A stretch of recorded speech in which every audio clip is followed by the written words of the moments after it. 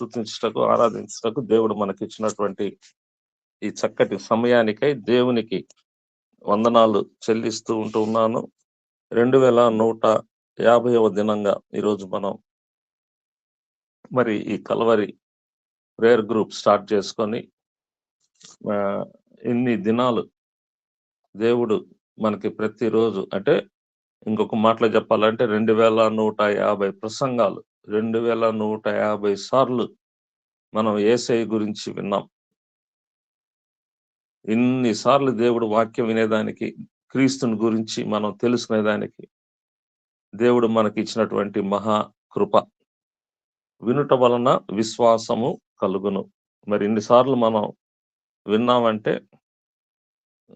మనలో మరి విశ్వాసం ఎంత పెరుగుండాలి, ఎంత మనం దేవునిలో స్థిరపరచబడి ఉండాలి అనే విషయాన్ని ఒకసారి మనకి మనం ఆలోచించుకుందాం.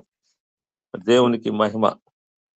అంత మాత్రమే కాదు, ఈరోజు బర్త్డే సెలబ్రేట్ చేసుకున్న బెన్హరయ్య గారికి మరి నా తరపున, మా కుటుంబం తరపున, మా పరిచర్య తరపున ప్రత్యేకమైనటువంటి మరి బర్త్డే విషెస్ తెలియజేస్తూ ఉన్నాం. దేవుడు వారిని మంచి ఆయుష్ ఆరోగ్యంతో మరి దేవుని రాజ్య వ్యాప్తి కొరకు వారిని ఇంకా విస్తారముగా వాడుకొనుగాక, వారిని బట్టి వారి కుటుంబాన్ని, పరిచర్యను దేవుడు దీవించునుగాక. ఆమేన్. అదే విధంగా నాకు ఈ అవకాశం ఇచ్చిన బెన్హరయ్య గారికి, సురేషయ్య గారికి, మరి ప్రత్యేకంగా ఉన్నటువంటి దైవజనులకు ప్రత్యేకమైన వందనాలు తెలియజేసుకుంటున్నాను. అదేవిధంగా మరి కల్వరి క్రీస్తు కుటుంబ సభ్యులందరికీ శుభాలు తెలియజేస్తూ ఉన్నాను. ఈ ఉదయకాల సమయాన 84వ కీర్తన, కీర్తనలు 84, దాంట్లో నుంచి కొన్ని వచనాలు మనం చదువుకుందాం. 1వ వచనము 1, 2, 3, 4, 10. 1, 2, 3, 4, 10. సైన్యములకు అధిపతియగు యెహోవా, నీ నివాసములు ఎంత రమ్యములు! యెహోవా మందిరావరణములను చూడవలనని నా ప్రాణము ఎంతో ఆశపడుచున్నది, అది సొమ్మసిల్లుచున్నది. జీవము గల దేవుని దర్శించుటకు నా హృదయమును, నా శరీరమును ఆనందముతో కేకలు వేయుచున్నవి. సైన్యములకు అధిపతియగు యెహోవా, నా రాజా, నా దేవా, నీ బలిపీఠము నొద్దనే పిచ్చుకలకు నివాసము దొరికెను. పిల్లలు పెట్టుటకు వానకోవిలకు గూటి స్థలము దొరికెను. నీ మందిరము నందు నివసించు వారు ధన్యులు, వారు నిత్యము నిన్ను స్తుతించుదురు. 10వ వచనము, నీ ఆవరణములో ఒక దినము గడుపుట 1000 దినముల కంటే శ్రేష్టము. భక్తిహీనుల గుడారములలో నివసించుట కంటే నా దేవుని మందిర ద్వారమునొద్ద నుండుట నాకు ఇష్టము. దేవుడి మాటలు మన వినికిడిలో దీవించునుగాక. ఇది మరి ఈ 84 అన్న దాని పక్కన చూస్తే ప్రధాన గాయకునికి గిత్తీత్ అను రాగము మీద పాడదగినది, కోరహు కుమారుల కీర్తన అని మనం చూస్తుంటున్నాం. ఈ కోరహు కుమారులు వారి జీవితంలో ఉన్నటువంటి అనుభవాన్ని, లేకపోతే ఒక క్రైస్తవ బిడ్డ, దేవుని సొంత రక్షక అంగీకరించిన ఒక వ్యక్తి జీవితంలో జరుగుతున్నటువంటి ఒక కార్యాన్ని, లేకపోతే జరగవలసిన ఒక కార్యాన్ని ఇక్కడ మనం చూస్తూ ఉన్నాం. ఇక్కడ ఆయన ఇంట్రడక్షన్ ఏమిస్తున్నాడంటే, సైన్యములకు అధిపతియగు యెహోవా, దేవుని పేరది. ఆయన్ని మనం పిలిచేటప్పుడు, ఆయనను మనం జ్ఞాపకం చేసుకునేటప్పుడు ఆయనకున్నటువంటి పేర్లని మనం చెప్తూ ఉంటాం. అలాగనే ఈయన కూడా ఒక చక్కటి ఇంట్రడక్షన్ దేవునికి ఇస్తూ ఉన్నాడు. సైన్యములకు అధిపతియగు యెహోవా. మనం ఎవరి గురించన్నా చెప్తున్నప్పుడు, ఎవరి గురించన్నా మాట్లాడుతున్నప్పుడు వాళ్ళని వారి యొక్క గుణాలను బట్టి, లేకపోతే వారి యొక్క జీవిత విధానాన్ని బట్టి, లేకపోతే వాళ్ళని ఏ విధంగా మనం ప్రజలకు చూపించాలో, ఏ విధంగా ప్రజలకు పరిచయం చేయాలో అనే దానిని బట్టి మనం వాడే పదాలు మనకి వస్తాయి. అందుకనే కొంతమంది పేర్లు గూడా మనం చూస్తే ఈ పేరు దీని అర్థం ఏంటి అంటే దానికి ఒక అర్థం ఉంటది. ప్రతి పేరుకి ఒక అర్థం ఉంటది. అర్థం లేకుండా పేరు ఉండదు. కొన్నిసార్లు మనం తిట్టేటప్పుడు గూడా ఆ పేరుని బట్టే తిడతాం. వాడి పేరే అదిలే, అందుకని వాడంతే అంటాం. కాబట్టి ఇక్కడ ఈయన ఇంట్రడక్షన్ ఏమిస్తున్నాడంటే సైన్యములకు అధిపతియగు యెహోవా అని చెప్తూ నీ నివాసములు దేవుని యొక్క నివాసం, దేవుడు నివసించే స్థలం అది ఎంత రమ్యములు. రమ్యము అంటే అందమైనది. దేవుడు ఉండేటువంటి స్థలం, దేవుడు నివసించే స్థలం అది ఎంతో రమ్యమైనది, అందమైనది అనే మాటను మనం చూస్తూ ఉంటున్నాం.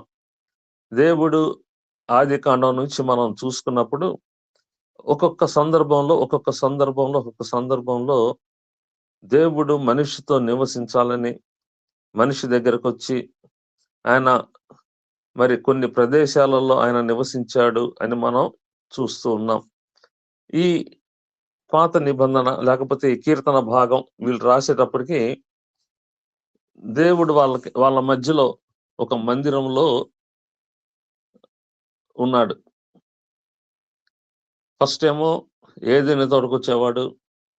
ఆ తర్వాతేమో మోషేతో కొండ మీద మాట్లాడాడు. ఆ తర్వాతేమో ఒక మందసాన్ని చేసుకోమన్నాడు. ఆ తర్వాత ఆయన ఒక మందిరంలోకి రావడం మనం చూస్తూ ఉంటున్నాం. దావీదు భక్తుడు అంటాడు, అయ్యా మాకంతా ఇల్లున్నాయి, నీకొక్కడికే లేదు. నువ్వు ఆ మందసం ఎవరంటే ఆడ, ఎక్కడంటే ఆడ తిరుగుతా ఉంది. కాబట్టి నాకు అది ఇష్టం లేదయ్యా, నాకు మనసు కష్టంగా ఉంది.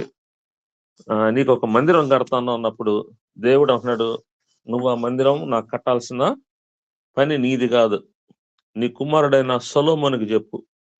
ఎందుకంటే నీ చేతులు రక్తంతో తడిసినాయి, సో నీవు కట్టేదానికి ఎలిజిబుల్ కాదు అనే మాట దేవుడు చెప్తాడు. చెప్పినప్పుడు దానిని సొలొమోను కడతాడు. ఈయన అప్పటికి అక్కడ ఉన్నాడు. అందుకని ఈయన ఏం చెప్తున్నాడంటే నీ నివాసములు రమ్యములు, యెహోవా మందిరావరణములను చూడవలెనని నా ప్రాణం ఎంతో ఆశపడుచున్నది, అది సొమ్మసిల్లుచున్నది. ఈ మందిరంలోనికి వచ్చేందుకు వీళ్ళకి ఆవరణంలోనే ఉండాలి. పరిశుద్ధ స్థలం, అతి పరిశుద్ధ స్థలంలోకి వీళ్ళకి ఎంట్రీ లేదు. కానీ వీళ్ళకున్న ఆశ ఏందంటే ఆ ఆవరణములో కూడా మేము వెళ్తాం, ఆ ఆవరణంలో మేము ఉంటాం, ఆ ఆవరణంలో ఉండే దేవునికి మేము కనిపిస్తాం అని వీళ్ళు మరి దేవుని సన్నిధికి వెళ్ళాలి, ఆ దేవుని మందిర ఆవరణంలోకి వెళ్ళాలి అని వీళ్ళు ఆశ కలిగి ఉన్నారు అనేది మనం ఇక్కడ చూస్తున్నాం. నా ప్రాణం ఎంతో ఆశపడుచున్నది, అది సొమ్మసిల్లుచున్నది. కాబట్టి ఇక్కడ మనం ఏం చూస్తున్నామంటే దేవుని కొరకు మన ఆశ, దేవుని కొరకు మన కోరిక, లేకపోతే ఎట్లా మనం దేవునితో గడపాలి. చాలా సందర్భాలలో మనం చూస్తుంటాం, ప్రేయర్ 10 గంటలకు అంటారు, 10:30, 11, 11:30 కూడా వస్తానే ఉంటారు. ఇంకా పాస్టర్ గారు ఇంకా మాకు ఇంకొక 4 కుటుంబాలు రావాలి అని చెప్పి వాళ్ళ కోసం ప్రసంగం పొడిగిచ్చే రోజులు ఉంటాయి.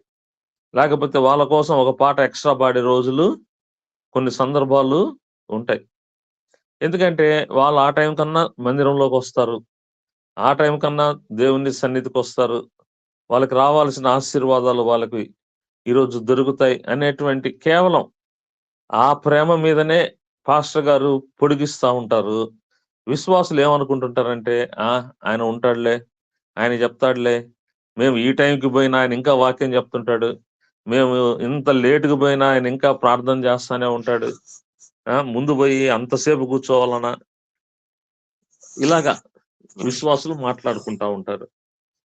మనం నేర్చుకోవాల్సింది ఏందంటే, నిజంగా మనం దేవుణ్ణి ప్రేమిస్తే, నిజంగా దేవుడెవరో మనకి తెలిస్తే, మనం ఆయన సన్నిధికి, లేకపోతే ఆయన ఆవరణానికి, ఆయన ప్రెజెన్స్‌లోకి మనం వెళ్తామా?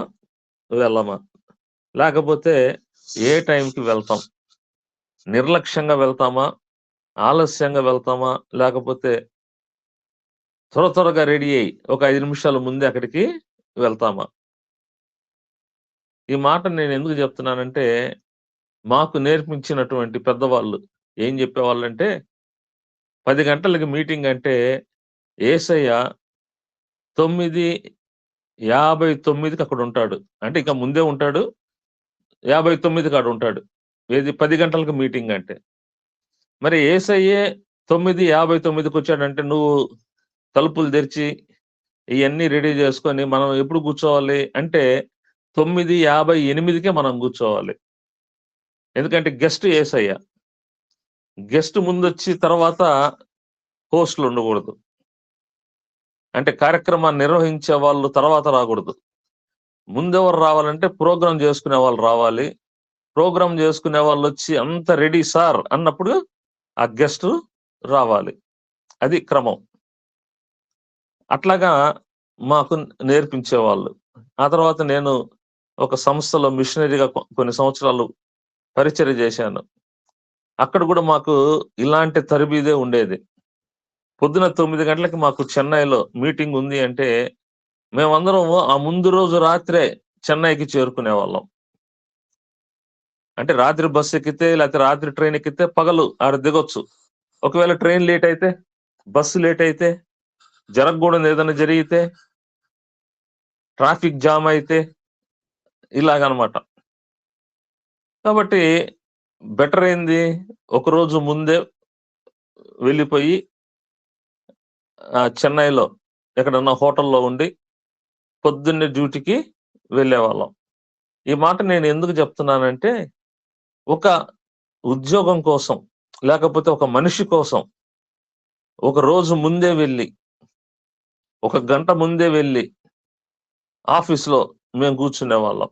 కూర్చొని ఫైల్స్ అన్నీ అప్‌డేట్ జేసుకొని, ఏం మాట్లాడాలి అదంతా ముందే రాసుకొని, అదొక టైప్డ్ మ్యాటర్ ఒకటి పెట్టుకొని, దానికి సంబంధించిన డాక్యుమెంట్‌లన్నీ రెడీ జేసుకొని, ఇలాగ మేము వెళ్లి మేము చేస్తున్న పరిచర్య ఏంది? ఎక్కడ పరిచర్య జేశాం? ఏ రాష్ట్రంలో జేశాం?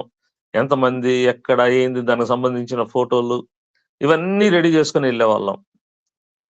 ఈరోజు మనం నేర్చుకుందాం. అక్కడ ఏంది? ఉద్యోగం భయం. జీతం రాదు. ఉద్యోగం నుంచి తీసేస్తారు. అక్కడ భయం. కానీ దేవుని మందిరంలో భయం గాదు. దేవుని మందిరంలో ప్రేమ. దేవుని మందిరంలో విశ్వాసం. దేవుని మందిరంలో ఆశ్రయం. దేవుని మందిరంలో క్షేమం, సమృద్ధి ఇవన్నీ దేవుని మందిరంలో ఉన్నాయి. ఇక్కడికి రావాల్సింది ఆడెళ్ళకపోతే పాస్టర్ గారు తిడతారండి. ఎళ్ళకపోతే అది జరుగుతదండి. ఎళ్ళకపోతే దేవుడు కొడతాడండి. రైట్. ఈ మధ్యలో మనల్ని భయపెట్టేదానికి ఇయి గూడా చెప్తా ఉంటారు. మీరు కానుకీయకపోతే దేవుడు మిమ్మల్ని అట్ట జేస్తాడండి. చర్చికి రాకపోతే దేవుడు మిమ్మల్ని ఇట్ట జేస్తాడండి అని జెప్తారు. ఇయన్నీ భయపెట్టి చర్చికి రప్పించుకునే మార్గాలు. కానీ అంటే నేనవి తప్పని జెప్పను గానీ, వాటికంటే అసలు మనమే రావాలి. అసలు మన ప్రయారిటీ అది ఉండాలి. కాబట్టి ఆయన ఆవరణము చూడవలనని నా ప్రాణము ఆశపడుచున్నది. అది సొమ్మసిల్లుచున్నది. సొమ్మసిల్లడం అంటే దాని గురించి కూడా మనకు తెలుసు. ఆ పదం మనం ఎప్పుడు వాడతాము? ఎందుకు వాడతాము? ఎక్కడ వాడతాము? అనేది. రైట్? తర్వాత జీవము గల దేవుని దర్శించుటకు నా హృదయము, నా శరీరము ఆనందముతో కేకలు వేయుచున్నది. పైనేమో ఆశపడుచున్నది, సొమ్మసిల్లుచున్నదన్నాడు. ఆ తర్వాత వచనం ఏం చెప్తున్నాడంటే, నా హృదయము, నా శరీరము. అంటే ఒక మనిషి శరీరము, మనస్సు, ఆత్మ. లేకపోతే ఆత్మ, మనస్సు, శరీరం 3 భాగాలు. ఈ 3 భాగాలు మరి దేవుని దర్శించుటకు, ఆ శరీరము మొత్తం, లేకపోతే ఆత్మ, మనస్సు, శరీరం ఇవంట ఆనందముతో కేకలు వేయుచున్నవి. ఆనందముతో కేకలు వేయుచున్నవి అంటే మనకు అర్థం అవ్వాలంటే, చిన్న పిల్లల్ని చూస్తే వాళ్ళకి వాళ్ళ మమ్మీ పాలు ఇస్తున్నప్పుడు, లేకపోతే వాళ్ళ మమ్మీ అన్నం కలిపి పెడుతున్నప్పుడు, లేకపోతే వాళ్ళకి ఇంకొంచెం పెద్దగా అయిన తర్వాత వాళ్ళకి చాక్లెట్ ఇస్తున్నప్పుడు, వాళ్ళకి ఇష్టమైనవి ఏమన్నా ఇస్తుంటే వాళ్ళు చప్పట్లు కొడతారు. చప్పట్లు కొట్టా అంటారు. అదనమాట ఆనందముతో కేకలు వేయుట. అలాంటి ఆహ్, జీవితము లేకపోతే అలాంటి మనస్తత్వము మనలో రావాలి. దేవునికి మహిమ కలుగునుగాక. మూడవ వచనం చూద్దాం. సైన్యములకు అధిపతియగు యెహోవా నా రాజా, నా దేవా, నీ బలిపీఠమునొద్దనే పిచ్చుకలకు నివాసము దొరికెను. పిల్లలు పెట్టుటకు వానకోవెలకు గూటి స్థలము దొరికెను. ఇక్కడ ఏం చెప్తున్నాడంటే, పిచ్చుకలు, వానకోవెల అనే మాటను వాడుతూ ఉన్నాడు. మత్తయి సువార్తలో యేసయ్య అంటాడు, మీరు పిచ్చుకల కంటే శ్రేష్ఠులు కారా అని. అదనమాట. ఆ పిచ్చుకలకే దేవుని సన్నిధిలో ఉన్నాయి అంటే, నీకెందుకు లేవు? నీకెందుకుండవు? లేపోతే నాకెందుకుండవు? ఈ ఆలోచన మనకి రావాలి. వీళ్ళు ఎంత చక్కగా మాట్లాడుతున్నారో జూడండి. ఈ కోరహు కుమారులు. అయ్యా! పిచ్చుక్కే నీ నీ దగ్గర స్థలం ఉంది. అవి జీవించేదెక్కడ? గూడు గట్టుకునేదెక్కడ? వాటికి భద్రతెక్కడ? మరి మా చర్చిలో గూడా పిచ్చుకలుంటాయి. ఆదివారం ఒక గంట సేపుంటాం. లేతే 2 గంటలుంటాం. తర్వాత తాళం వేసుకొనొచ్చేస్తాం. ఇంకా పిచ్చుకలే అక్కడుండేది. ఎవ్వరు బోరు లోపలికి. వాటికి సేఫ్ అన్నమాట అది. భద్రత. వేరే జంతువులు గాని, లేకపోతే వేరే పక్షులు గాని చర్చి లోపలికెళ్ళి వాటిని డిస్టర్బ్ జేయవు. లేకపోతే ఆ గూడుని పాడు జేయదు. లేతే గుడ్లు పాడు జేయవు. పిల్లల్ని పాడు జేయవు. భద్రత ఉంటదనమాట. అట్లాగే మరి ఈయన గూడా అదే దీంట్లో చెప్తున్నాడు. పిచ్చుకలకు, వానకోవెలకు నీ దగ్గరున్నాయి. మరి మనకు చాలా సార్లు పాస్టర్‌గా మేము జెప్తా ఉంటాం. ఏం జెప్తుంటామంటే, "నీకు జ్వరం వచ్చిందా చర్చికి రా. నీకు తలనొప్పొచ్చిందా చర్చికి రా. మీ ఇంట్లో గలబా అయిందా చర్చికి రా. ఆదివారం నువ్వు చర్చి మానొద్దు. లేకపోతే బుధవారం చర్చి మానొద్దు. శుక్రవారం చర్చి మానొద్దు. నీ పరిస్థితులు ఎట్టున్నాయి చర్చి మానొద్దు." చాలా వరకు జెప్తుంటారు. "సార్ మాకు బాగాలేక మేము రాలేదు సార్." "ఎందుకు రాలేదయ్యా?" "జ్వరం రాలేదు చర్చికి. తలనొప్పి చర్చికి రాలేదు. ఇంట్లో పనులు చర్చికి రాలేదు. ఇంట్లో గొడవ పడ్డాం సార్. మనసు బాగలేదు చర్చికి రాలేదు. లేకపోతే నా పరిస్థితులు బాగలేవు. అందుకని నేను చర్చికి రాలేకపోయాను. ఎక్కువ టైం నేను దేవునితో గడపలేకపోతున్నాను. చర్చికొచ్చి కూడా డిస్టర్బ్డ్ మైండ్ నాది" అని ఇలాగ జెప్తా ఉంటారు. అప్పుడు మేము జెప్పే మాటేందంటే, ఒక సేవకుడిగా, లేకపోతే ఒక పాస్టర్‌గా, ఒక కాపరిగా మేము జెప్పే మాటేందంటే, "నువ్వు అలాంటి పరిస్థితుల్లోనే దేవుని సన్నిధికి రా. ఇక్కడొచ్చి నిద్రపో. నిన్నెవడొద్దన్నాడు? మా చర్చికొచ్చి నిద్రపో." నేనదే జెప్తాను చర్చిలో. వాక్యం జెప్తుంటే నిద్రపోతా ఉంటారు కొంతమంది. నేను జెప్తాను, కనీసం వాళ్ళకి చర్చిలో అన్నా నిద్రబోయే అవకాశం దొరికింది. నిద్రపోండి. ఏమి ఇబ్బంది లేదు. ఎందుకంటే, వాళ్ళు ఆ చర్చి 4 గోడలు దాటి బయటికెళ్లారంటే, వాళ్ళకి ఆ నిద్ర గూడా రాని పరిస్థితులు. నిద్ర పట్టదు. అలాంటి పరిస్థితుల్లో వాళ్ళుంటారు. వచ్చి ఇక్కడ నిద్రపోండి. ఏమి ఇబ్బంది లేదు. ఈరోజు కాక రేపు ఇందురు వాక్యం. ఇలాగ జెప్తాను నేను. అంటే అది నేను తప్పు అని అనను గాని, వాళ్ళు చర్చికి రావాలని నా ఆశ. లేకపోతే చర్చికి రాకుండా ఎక్కడెక్కడికో వెళ్ళిపోతారు. సినిమా థియేటర్‌లో ఎళ్లి కూర్చుంటారు. లేకపోతే పక్కింట్లోనో, ఎదురింట్లోనో కూర్చొని ఏదో అనవసరమైన విషయాలు మాట్లాడుతా ఉంటారు. లేకపోతే ఈ మగోళ్ళైతే మందు షాపుల కాడికో, లేకపోతే పేకాట ఆడే వాళ్ళ దగ్గరకో, లేకపోతే ఆడ రోడ్డు మీద కూర్చొని బాతాకాని టీ బంకుల కాడ కూర్చొని బాతాకాని కొట్టే వాళ్ళ దగ్గరకో ఎళ్లి అనవసరమైన విషయాలు, అనవసరమైనయన్నీ మాట్లాడుకుంటా ఉంటారు. మళ్ళీ ఇంటికి బయలుదేరంగానే అదే సమస్యలు, అదే కష్టాలు, అదే ఇబ్బందులు. ఆ 2 నిమిషాలు, 3 నిమిషాలు అయితే ఆ గంట సేపు బాగుంటది గానీ, ఆ తర్వాత మళ్ళీ వీళ్ళ సమస్యలు వీళ్ళెత్తుకొని రావాల్సిందే. అక్కడికి వెళ్ళి కొంచెంసేపు ఆ బరువు వారు దించేసి అక్కడున్న చెత్తని వేసుకొని మళ్ళీ ఎటోళ్ళు అటు ఆకలి ఇంటికి వెళ్తారు, లేకపోతే ఇంకా నిద్రపోదాం పదప్ప టైం అయింది, పడుకునే టైం అయిందని చెప్పి చెప్పుకున్నప్పుడు మళ్ళీ వీళ్ళ సమస్యను వీళ్ళు మళ్ళీ భుజాన్ని వేసుకొని మళ్ళీ ఇంటికి రావాల్సిందే. అదే దేవుని సన్నిధికి వస్తే, అదే దేవుని సన్నిధిలో మనం గడిపితే ఆ సమస్యని దేవుని దగ్గర వదిలేసి వెళ్ళిపోవడమే. ఎందుకంటే యేసయ్య అంటున్నాడు, భారము మోయుచున్న సమస్త జనులారా నా యొద్దకు రండి, నేను మీకు విశ్రాంతి కలుగజేస్తాను, నా సమాధానము నేను మీకు ఇస్తాను. ఈ పిచ్చుకలకు అర్థమైంది, ఈ వాన కోవెలకు అర్థమైంది, ఒక సెక్యూర్డ్ ప్లేస్ ఎక్కడుంది మాకు, ఒక భద్రత ఎక్కడుంది, ఒక నివాస యోగ్యమైన స్థలం ఎక్కడుంది అని అవి అర్థం చేసుకోగలిగినా గాని జ్ఞానవంతులం అని చెప్పుకునే మనుషులకి అర్థము కావట్లేదు. చర్చి తప్ప మిగిలిన స్థలాలన్నీ ఎత్తుక్కుంటున్నారు. ఎక్కడైతే ఆశ్రయం ఉంటదో, ఎక్కడైతే మేలు ఉంటదో, ఎక్కడైతే వారికి కావాల్సిన ఆ ఆశ నెరవేర్చబడుతుందో ఆ స్థలాన్ని తప్ప మిగిలిన స్థలాలన్నిటికీ మనం పోతా ఉంటాం, ఎత్తుక్కుంటా ఉంటాం. కాబట్టి మనం ఆలోచిద్దాం. ఈ మధ్య కాలంలో ఇంకొంచెం ట్రెండ్ మారింది. మన చర్చిలోకి మనం వెళ్ళంగానే ఇక్కడ నుంచి హైదరాబాద్‌కి, ఇక్కడ నుంచి విజయవాడకి, ఇక్కడ నుంచి విశాఖపట్నానికి, లేకపోతే బెంగుళూరుకి ఆడకి ప్రయాణం అయిపోతున్నారు. ఎందుకంటే అక్కడ చర్చిల్లో 4 రోజులు నిద్ర చేసి వస్తే బాగుంటదండి అని. సో ఈ నిద్ర చేసి వచ్చే ఇయన్నీ అనవసరమైనటువంటివి. ఆ జీవితంలో నుంచి మనం బయటకొచ్చేసాం. ఆ నిద్రలు లేకపోతే యాత్రలు అవన్నీ వేస్ట్ అని చెప్పి మనం బయటకొచ్చాం. బయటకొచ్చాం కానీ తిరిగి మనల్ని వాటిల్లోకే నెట్టేస్తున్నారు పెద్ద పెద్ద నాయకులందరూ. మా కాడికి రండి, 4 రోజులు ఇక్కడ ఉండండి అని చెప్తున్నారు. కాబట్టి మనం వాళ్ళు చెప్పేదాన్ని గురించి నేను మాట్లాడట్లేదు గానీ, మన గురించి నేను మాట్లాడుతున్నాను. మనం వాటి గురించి కాదు. ఎక్కడికెళ్ళాలి? దేవుని సన్నిధికి వెళ్ళాలి. దేవుని ఆవరణంలోకి మనం వెళ్ళాలి. కాబట్టి వీళ్ళు చెప్తున్న మాట పిచ్చుకలకు ఉన్నాయంట. మరి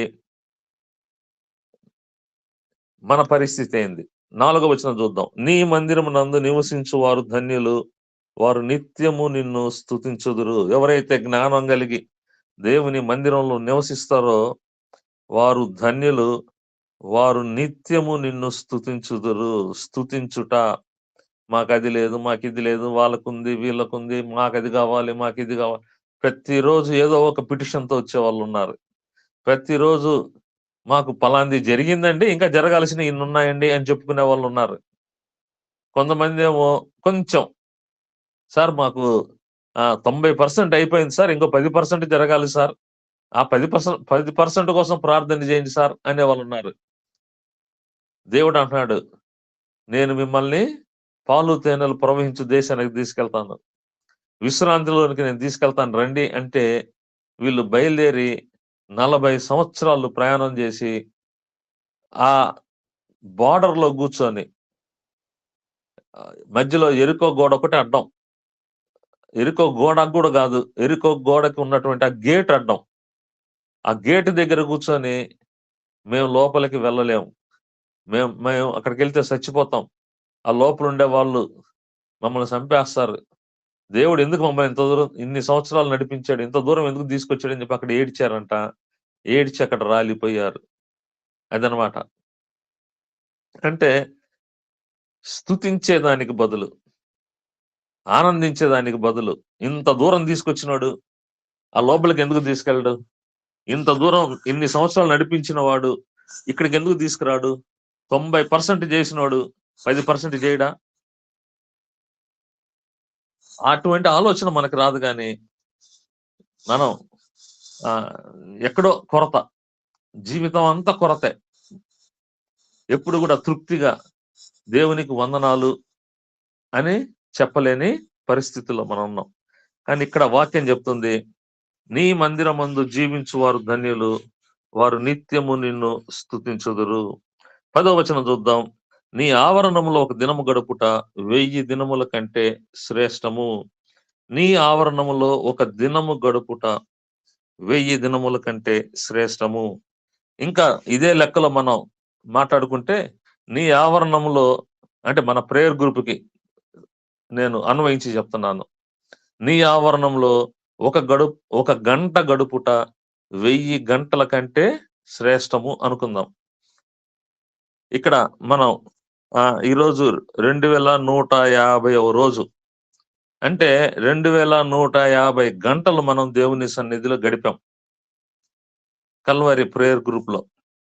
దాన్ని ఇంటూ 1000 ఏసుకోండి. అన్ని గంటలు మనం దేవుని సన్నిధిలో ఉన్నామని. ఈ రోజు మనం దేవుని సన్నిధిలో ఉన్నాం. ఈ ఉదయకాల సమయాన మనం లేచి దేవుని సన్నిధికొచ్చాం. అంటే దాని అర్థం ఏందంటే, ఈ రోజంతా మనం దేవుని సన్నిధిలో ఉన్నట్టే. మళ్ళీ అలాగ జెప్పారని జెప్పి మళ్ళీ సండే చర్చికి డుమ్మా కొట్టబాకండి. లేకపోతే సాయంకాలం ప్రార్థన ఉంది అంటే, మళ్ళీ దానికి ఎళ్ళకుండా పొద్దున ఎళ్ళాంలే చాలులే అది గాదు. దేవుని సన్నిధిలో మనం ఎంత గడిపినా అది తక్కువే. దేవుని మందిరంలో మనం ఎంత కాలం నివసించినా అది తక్కువే. దేవుని మందిరంలో మనకి టైమ్ పాస్ గావట్లేదా? లేకపోతే ఏం చేయాలో తోచట్లేదా? చక్కగా దేవుని మందిరంలోకెళ్ళిపోదాం. చర్చిలోకెళ్ళిపోదాం. ఎళ్ళిపోయి ఆడ తలుపులు తీసేసి ఆడ కూర్చొని ప్రార్థన చేసుకుంటా ఉందాం. పాటలు పాడుకుంటా ఉందాం. వాక్యం చదువుకుంటా ఉందాం. ఏది చేయగలగాలో అది చేద్దాం. ఏది చేయబుద్ధి పుట్టట్లేదా? ఆ చర్చి ఆవరణంలో లేకపోతే ఆ వెరండాలోనో ఎక్కడో ఒక చాపేసుకొని పనుకోండి. దేవుని సన్నిధిలో. ఏమి చేయడం మాకు తోచట్లేదయ్యా! అయ్యా నేనొచ్చాను నీ సన్నిధికి అని ఒక ప్రార్థన చేసుకొని అక్కడ పనుకుందాం. అక్కడ కూర్చుందాం. దేవుని మందిరంలో ఒక దినము గడుపుట 1000 దినాల కంటే శ్రేష్టము. ఈ మాటను మనం గుర్తుపెట్టుకుందాం. భక్తిహీనుల గుడారంలో నివసించుట కంటే నా దేవుని మందిరము ద్వారమునొద్ద నుండుట నాకిష్టము. నేను చెప్పాను. ద్వారమునొద్ద ఉండడమే ఆ రోజుల్లో ఉండేది. ఆవరణంలోకే ఎళ్ళాలి. పరిశుద్ధ స్థలం, అతి పరిశుద్ధ స్థలంలోకి ఎంట్రీ లేదు వాళ్ళకి. దేవునికి మహిమ ఈరోజు మనకైతే మనం ఎక్కడికెళ్తున్నామంటే పరిశుద్ధ స్థలము, అతి పరిశుద్ధ స్థలంలోకి గూడా మనం వెళ్తున్నాం. ఎందుకంటే యేసయ్య ఆ తెరను ఆయన చించివేశాడు. యేసయ్య మరణాన్ని బట్టి ఆయన కృపా సింహాసనం ఎదుటకు మనము ధైర్యముగా వెళ్ళుదము అని వాక్యం చెప్తుంది. కాబట్టి ఆయన సన్నిధికి మనం వెళ్ళేదానికి ఆవరణములో ఉండడం గాదు, ద్వారము దగ్గర ఉండడం గాదు గానీ, మనం నేరుగా మరి యేసయ్య పరిశుద్ధ స్థలంలోకి వెళ్ళేదానికి మనకి అవకాశం దొరికింది. అంత మాత్రమే కాదు, ఈరోజు మరి నీవు, నేను, మనం ఎవరంటే ఆత్మ సంబంధమైన మందిరము. పేతురు రాసినటువంటి మొదటి పత్రిక 2వ అధ్యాయము 5వ వచనము చూస్తే అక్కడ ఏముంటదంటే, యేసుక్రీస్తు ద్వారా దేవునికి అనుకూలములగు ఆత్మ సంబంధమైన బలులు నర్పించుటకు పరిశుద్ధ యాజకులుగా ఉండునట్లు మీరును సజీవమైన రాళ్ల వలె నుండి ఆత్మ సంబంధమైన మందిరముగా కట్టబడుచున్నారు. ఆత్మ సంబంధమైన మందిరముగా కట్టబడుచున్నాము. ఎందుకంట ఆత్మ సంబంధమైన బలులు అర్పించుటకు పరిశుద్ధ యాజకులుగా ఉండునట్లు. ఇందాక ఈ కోరహు కుమారుల జీవితంలో అయితే వాళ్ళు యాజకులు కాదు. లేకపోతే వాళ్ళు పరిశుద్ధ స్థలంలోకి, అతి పరిశుద్ధ స్థలంలోకి వెళ్ళేదానికి వాళ్ళకి అవకాశం లేదు. వాళ్ళు ఎంత పరిగెత్తుకుంటా వచ్చినా, ఎంత ఆశతో వచ్చినా ఎక్కడి దాకొస్తారంటే ఆవరణం వరకే, ద్వారం వరకే. అంతవరకే వాళ్ళకి పర్మిషన్. దేవునికి మహిమ. యేసుక్రీస్తు ప్రభువారు నిన్ను, నన్ను ఆయన ఏం చేశాడంటే ఆయన యాజకులుగా చేశాడు. ఏకంగా మనం ఆయన సన్నిధికి వెళ్ళి, ఆ పరిశుద్ధ స్థలంలోకి వెళ్ళి, ఆ అతి పరిశుద్ధ స్థలంలోకి వెళ్ళి, దేవునికి కృతజ్ఞతలు చెల్లించేవారిగా, స్తుతులు చెల్లించేవారిగా, మనల్ని ఆయన చేసుకున్నాడు. అంత మాత్రమే కాదు, ఆయన మనల్ని ఆలయముగా చేసుకున్నాడు. అంటే ఆయన మనలోనే ఉన్నాడు. ఆయన మనతోనే ఉన్నాడు. మనలో ఉన్నాడు. మనతో ఉన్నాడు. మనమే ఆయన ఆలయం. మనమే ఆయన మందిరం. ఆయన నివాస స్థలం ఎవరంటే మనమే. మనం కదులుతున్నాము అంటే దేవుని ఆలయము, దేవుని నివాస స్థలము. లేకపోతే దేవుడే మనం ఎక్కడికెళ్తే అక్కడికొస్తాడు. ఆ విషయాన్ని మనం జ్ఞాపకం పెట్టుకోవాలి. మనం ఒంటరిగా వెళ్ళట్లేదు. ఒకాయనకి నేను చెప్పాను మా చర్చ్‌లో. తాగడం మానేసేయి అది ఇది అని చెప్తూ ఆయనకో చిన్న చిట్కా ఒకటి చెప్పాను. ఏం చెప్పానంటే, "నువ్వు ఏ పనన్నా జెయి, దేవునికి థాంక్స్ చెప్పి చెయ్యి" అని. ఒకరోజు ఆయన అలవాటు ప్రకారం గుర్తొచ్చేసిందంట మందు కొట్టాలని. నేరుగా ఎళ్ళిపోయినాడు షాప్‌కి. ఎళ్లి మందు కొనుక్కున్నాడు. ఇప్పుడు ఏం జేయాలాయన? ప్రార్థన జేసి తాగాలి. ప్రార్థన జేసే తాగాలి అంటే, ఇప్పుడు ఆయన ఎవరిని తీసుకొనెళ్ళాడు మందు షాప్ దాకా? ఆయనలో ఉన్న యేసయ్యని తీసుకొని పోయినాడు. అంటే ఆయన ఆలోచన. ఛీ! నేను యేసయ్యని మందు షాపుకి తీసుకొచ్చానా?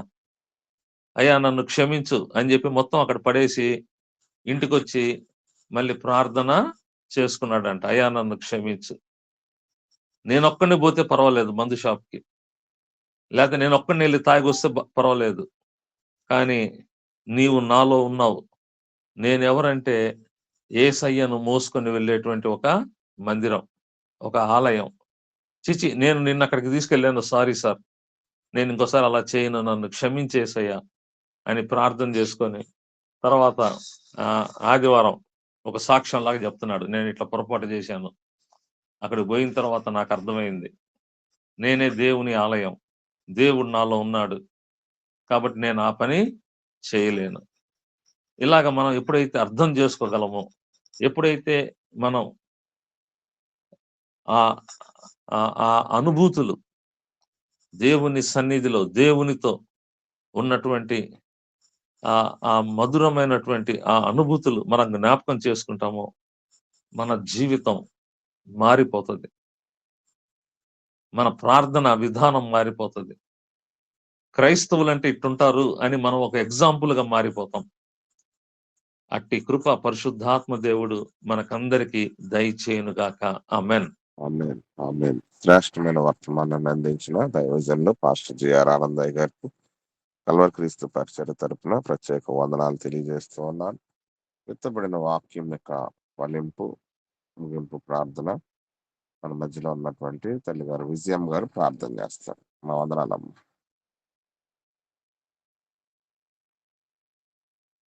వందనాలండి.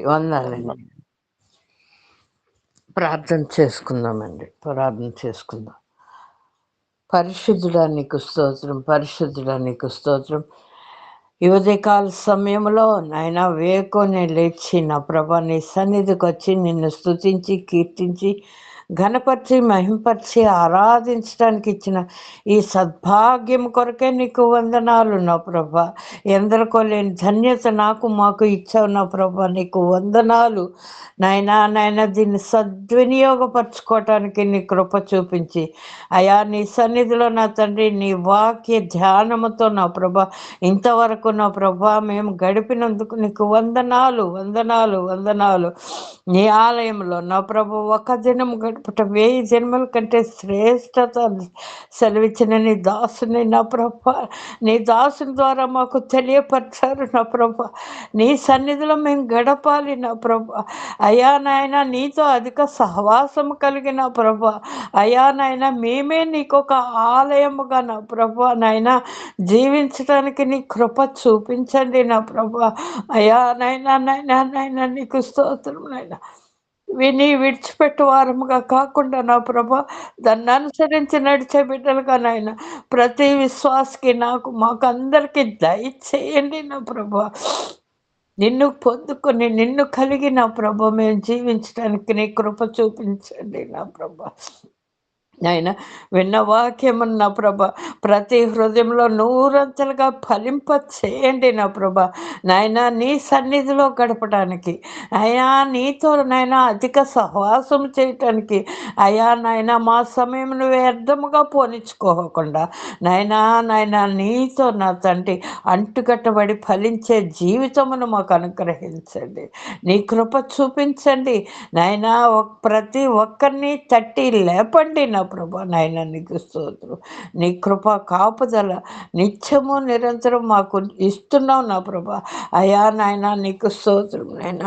నాయన నీతో నడిచే భాగ్యం మాకు అనుగ్రహించినందుకు నాయన నీకు నిత్య స్తోత్రములు చెల్లించుకుంటూ యేసు నామములో అడిగి వేడుకొని పొందుకుంటున్నాం తండ్రి. ఆమేన్. ఆమేన్. ఆమేన్. ఆమేన్. ముగింపు ప్రార్థన చేసినటువంటి విజయం గారికి వందనాలు తెలియజేస్తూ పరలోక ప్రార్థన దైవాశీర్వాదం వర్తమానం అందించినటువంటి ఆనందయ్య గారు అందిస్తారు. పరలోక మందన మా తండ్రి, మీ నామము పరిశుద్ధపరచబడును గాక, మీ రాజ్యం వచ్చును గాక, మీ చిత్తం పరలోక మందు నెరవేరినట్లు భూమి యందును నెరవేరును గాక. మందుల ఆహారం మాకు దయచేయండి. అపరాధము చేసిన వారిని క్షమించండి. తప్పించండి. రాజ్యమును శక్తి మహిమ బలము నిరంతరం నీవయ్యున్నావు తండ్రి. ఆమేన్. మన తండ్రి యొక్క ప్రేమ, కుమారుని యొక్క కృప, పరిశుద్ధాత్మ యొక్క అన్యోన్య సహవాసము ఈ ఉదయకాల సమయం కల్వరి ప్రేయర్ గ్రూప్ లో పాలు పొందుతున్న ప్రతి వ్యక్తికి, దేవుడు వారికి ఇచ్చిన కుటుంబమునకు, దేవుడు వారికి ఇచ్చిన పరిచర్యకు, కల్వరి ప్రేయర్ గ్రూప్ అనుబంధ పరిచర్యలకు, ఈరోజు బర్త్డే సెలబ్రేట్ చేసుకుంటున్నటువంటి బెన్హరయ్య గారికి, సార్వత్రిక సంఘమునకు సదాకాలము తోడై ఉండును గాక. అందరికీ వందనాలు తండ్రి. వందనాలండి. ఆనందయ్య గారు వందనాలండి. అందరికీ వందనాలండి. Praise the Lord. Happy birthday అండి అయ్య గారు. థ్యాంక్ యూ తల్లి. Thank you. God bless you. Thank you.